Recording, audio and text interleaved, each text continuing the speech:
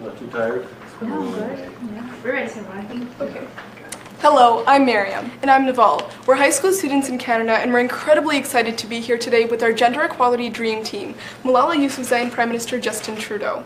Earlier today, Malala had a chance to visit the Canadian Parliament, receive her honorary Canadian citizenship, and address the Canadian Parliament. We're going to ask Malala and Prime Minister Trudeau a few questions. Those of you watching on Facebook can leave your questions in the comment section, and we'll be able to ask one or two during the show. The first question is for Prime Minister Trudeau.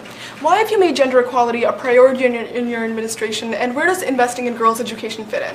I think, first of all, because it's the right thing to do. We know that defending the rights of women, supporting women's success in the workplace, giving women choice over what their future is going to be is just a principle that we should all abide by.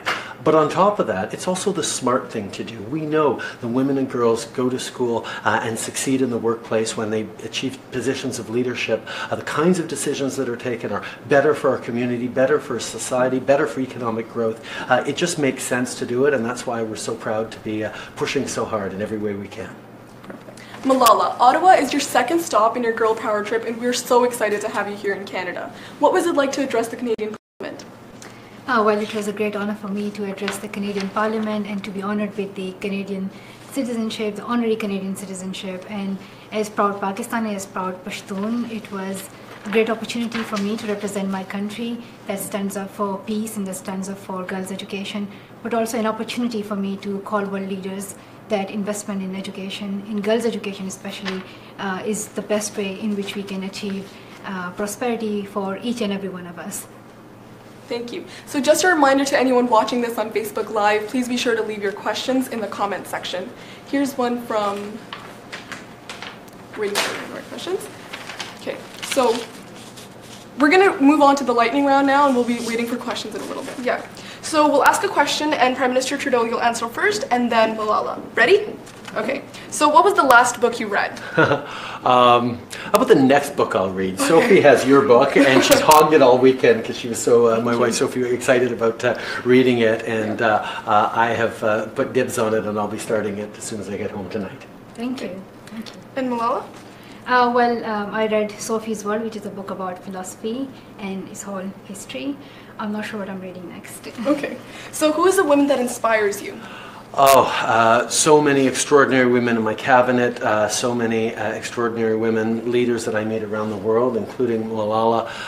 My wife keeps challenging me to be better and inspires me every day, but quite frankly, I think it's my mom who's inspired me the most. She suffered and struggled with mental health issues for much of her life, and now is talking about destigmatizing mental health and talking about helping and changing the way the world deals with it, and I'm just so proud to be her son. Awesome. And what about you, Malala? I think, again, for me, my mom, because she could not go to school when she was younger. She sold her books at the age of 6. But now she has took a step again. She's learning. She is going to an English learning center. She's learning about math. She's becoming independent. And I think that's a clear example right in front of my eyes how education can change a woman's life. Great. So what is your favorite food to eat when you're working late or studying for an exam?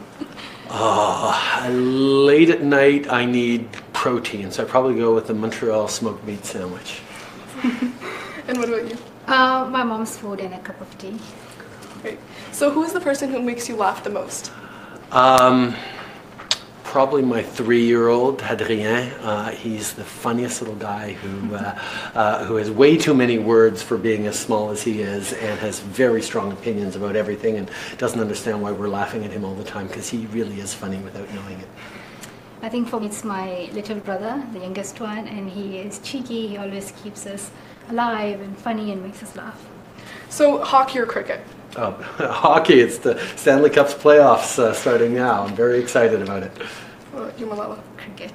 There we go. Okay, so you both have traveled, around the world. So where is one place that you haven't been to and would like to visit?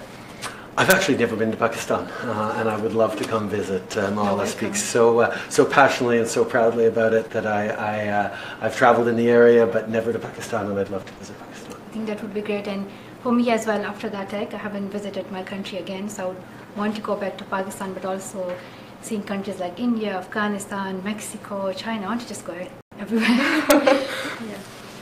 So now we have some questions from the Facebook Live, and this one's from Emily.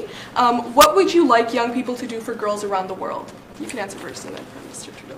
I think for young girls it's important that they believe in themselves, step forward to bring change in their community. Just do not wait for someone else. It is your voice that can really bring change. So come forward, take part in different initiatives that you believe in, whether that's fundraising or campaign or raising awareness. All that you do matters. Just believe in yourselves. That's great advice, and I certainly repeat that and encourage that. The other thing I'd look at from a guy's perspective is encouraging young women to look for male allies. Look for guys who get it, guys who will be there to support and fight for women's rights alongside of them. This is not just a women's issue, it's an everybody issue, and for girls to already realize that there are lots of boys out there who will help and support to do the right thing is going to be help in making real change in the world. And this one is from Javed. So what was the best lesson you learned in school? I think I'm still in school.